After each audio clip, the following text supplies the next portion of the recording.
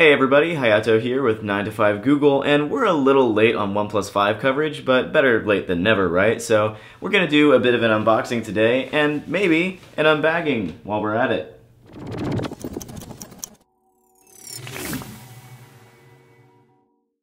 So when I was told I was getting the OnePlus 5, this is not exactly what I had in mind, but we'll go ahead and open it up and see what we get in the bag, and right away you can see we get another bag. This is actually one of those really nice backpacks that they showed off at the OnePlus 5 announcement. I was looking at getting one of those anyway, so this is a really nice surprise, and I'm glad to see it. But what you care about is what's inside the bag. So let's take a look and see what we get. And right away, there's a big old box. This is not the box you're gonna get if you order your own OnePlus 5. This is actually a press kit. So there's a couple of things that we're going to get in addition to the phone itself. For one, we get this sort of reviewer's packet that just gives us some information on the phone that's kind of standard with most review units. And then we get the box for the phone itself that I'm going to try and pull out. There we go. So there's the phone. We'll get into this in just a second, but along with the phone we get 3 or 4, looks like 4 cases for the phone. So these are all the official OnePlus 5 cases. They come in different materials, different finishes.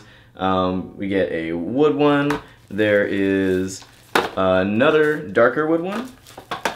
We get sandstone, like on the original OnePlus 1, which I'm probably most interested in trying out. And then we get this nice carbon fiber one that actually, this is the only one that will wrap all the way around the phone instead of just being sort of a shell.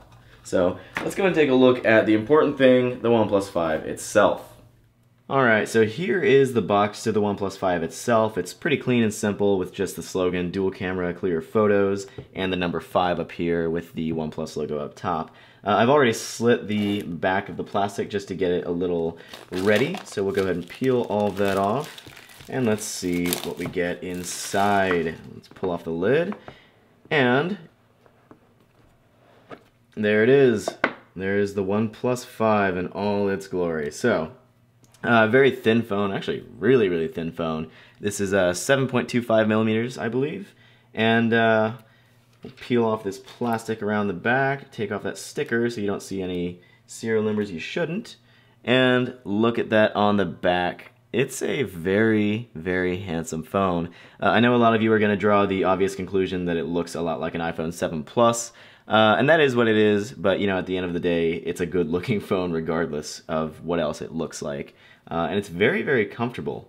Super thin, super light, very svelte, and I like that it's this sort of matte finish aluminum instead of being glossy, glass like most of the flagships these days. So that's interesting. And this is the midnight black version for 128 gigabytes and 8 gigs of RAM, which is excessively overpowered, and I love it. We'll set that aside for now and look at what else we get in the box. Lift off this red cover, and you get this nice little photo, it looks like, with just a little bit of info on the back, thanking you for choosing the OnePlus 5.